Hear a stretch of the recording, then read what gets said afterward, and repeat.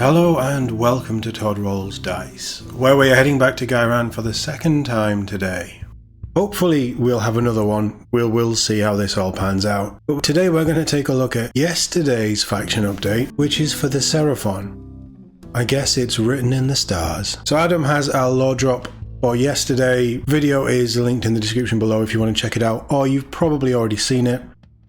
But we're not here for that. We want the rules. So what have we got? And this is a faction that I do quite like. I think their aesthetic is cool. I think their lore is really weird and interesting. And I think the range refresh, or part range refresh that they got in third, really did them justice. And you can see my favourite model, or one of my favourite models in all of AOS, is that Agrodon Rider? Whatever he's called. Just love that model, love that dinosaur. Dinosaurs riding dinosaurs, what's not to love? But let's get into the rules on this one. Ensure the great plan comes to fruition with 3 new heroic traits. A Chosen of Quetzal is a master of maneuvering skinks, normally away from danger. The Keeper of the Old Ways provides 2 asterism abilities instead of 1 as a reward for furthering the great plan, while a Child of the Stars is literally made of star stuff, making them virtually immortal. Okay, how are you going to write that rule? Kill them and they come back sparklier than before. It only works once, so they're not immortal,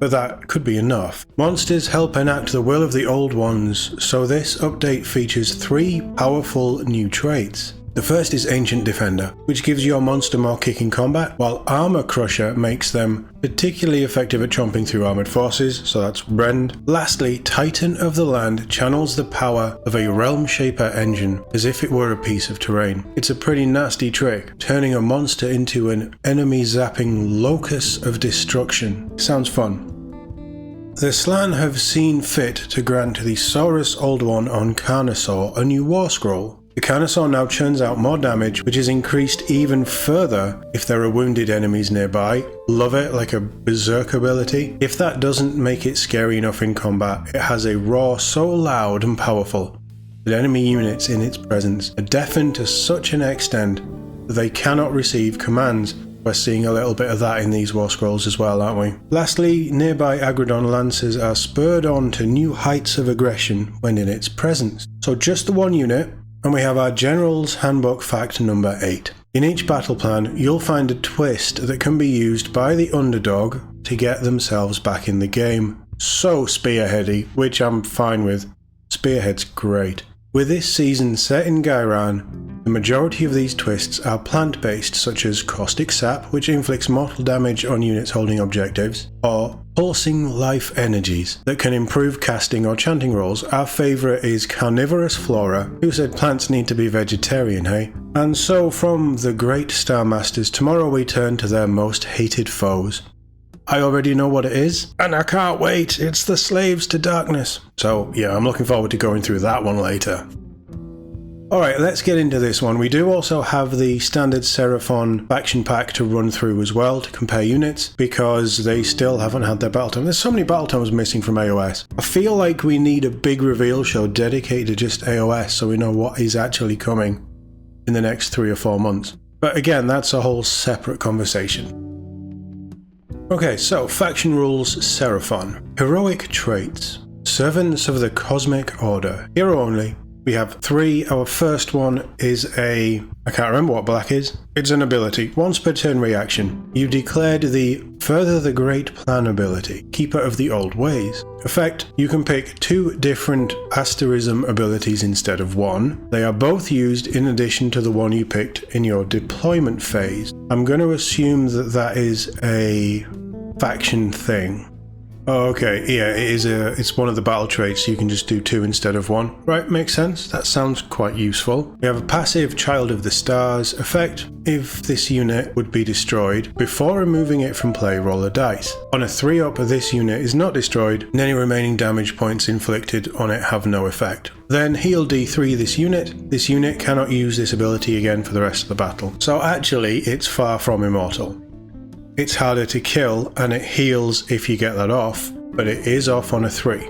And finally, combat ability, any combat phase, Chosen of Quetzal. Declare pick a visible, friendly, non-monster skink unit that is in combat and is wholly within 12 inches of this unit to be the target. Effect, roll a dice. On a 3-up, the target can move up to 8 inches. It can move through the combat ranges of enemy units but cannot end that move in combat. Again, more movement shenanigans in these Ghyran faction packs. We're seeing a lot of these. Our Monstrous Traits, a command phase passive, Titan of the Land. Effect, this unit counts as a terrain piece for the purpose of picking targets for the Realm Shaper engine's Power Unleashed ability. Do not inflict any mortal damage on this unit as part of that ability.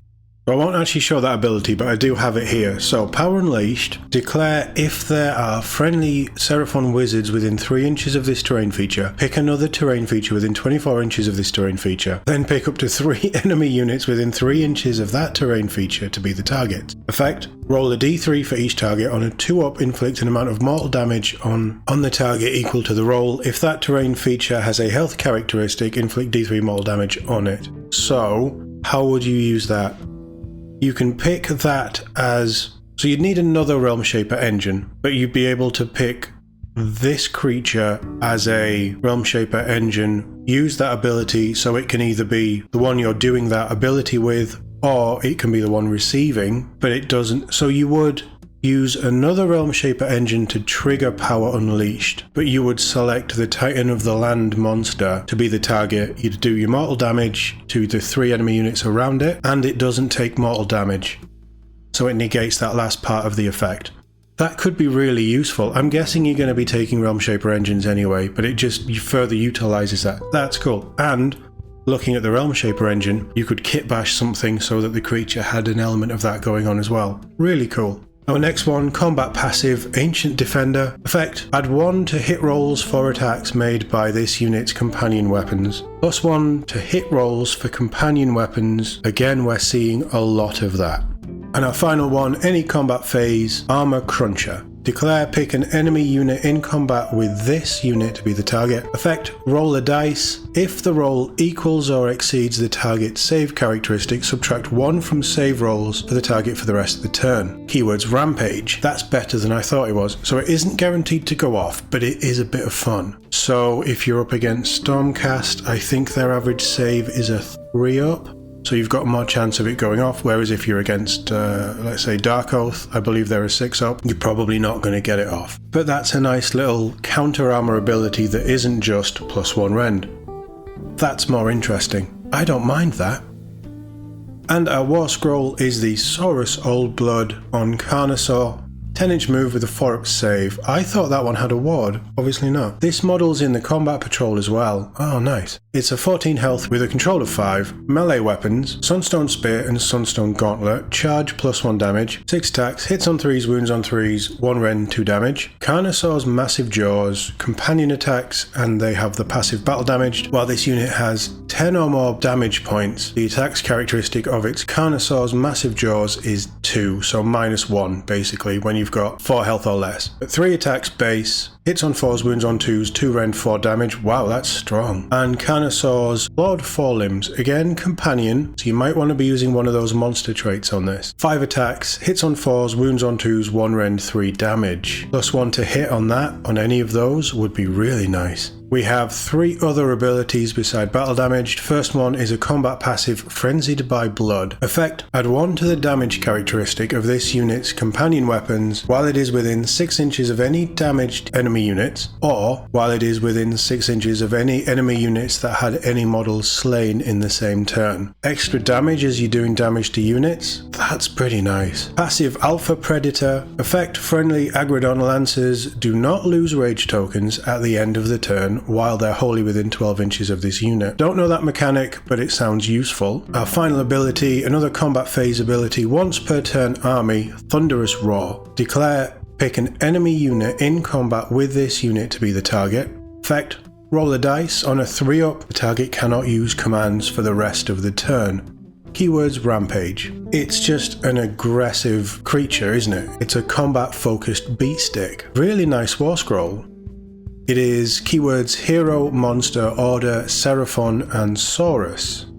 And it is 340 points, regiment options 0 to 1, favoured spawning any Seraphon.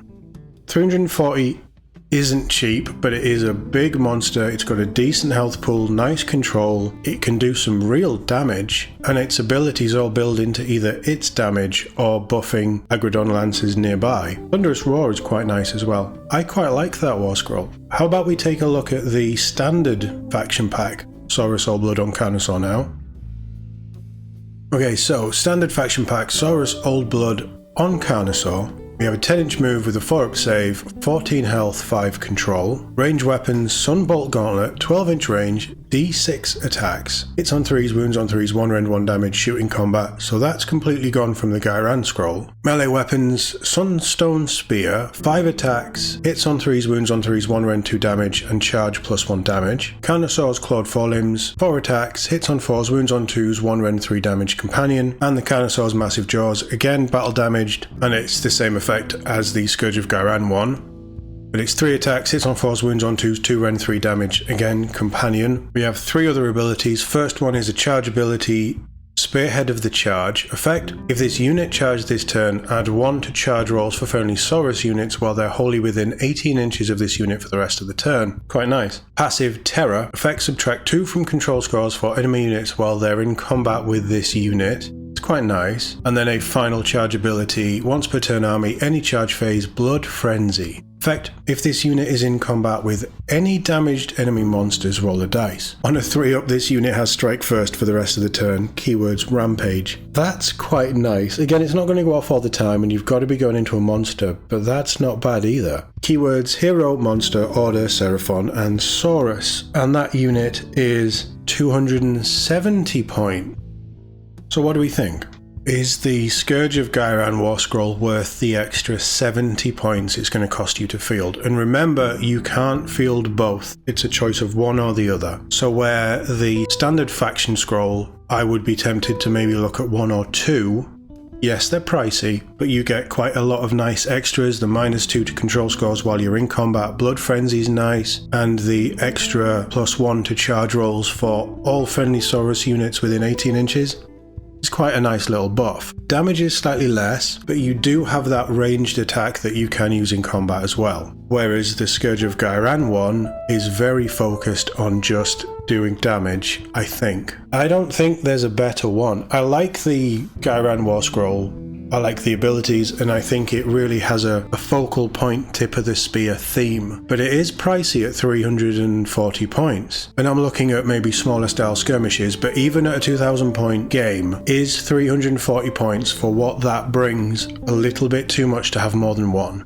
But this is what Scourge of Ghyran is doing. It's giving us more options to play different war scrolls that do different things. Yes, they're both buffing other units. Ghyran War Scroll is much more focused on buffing the Agrodon Lancers with a Rage Token gimmick, whereas the other one does all Saurus units and is probably more useful without understanding the Rage Token mechanic. I just quite like extra to charge, but there's not a huge amount of difference, is there?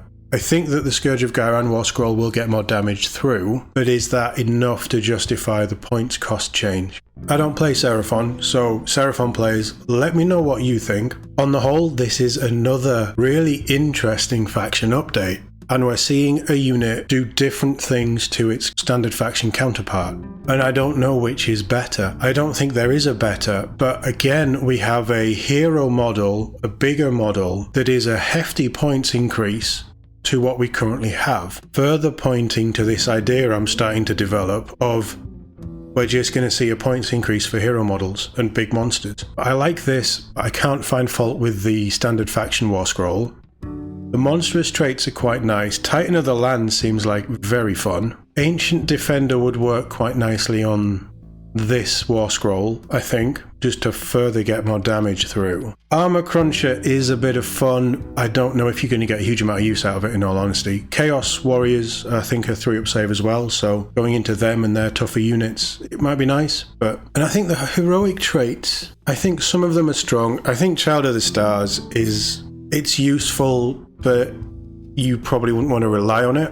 If you're running a lot of skinks, Chosen of Quetzal would be quite useful. I quite like Keeper of the Old Ways. Yeah, again, I don't think it's the best faction pack that we've seen, but I think it's a very nice faction pack, and it adds extra elements to how you want to play the faction. But let me know what you think in the comments below as always. Thank you very much for watching, and I'll see you all in the next one.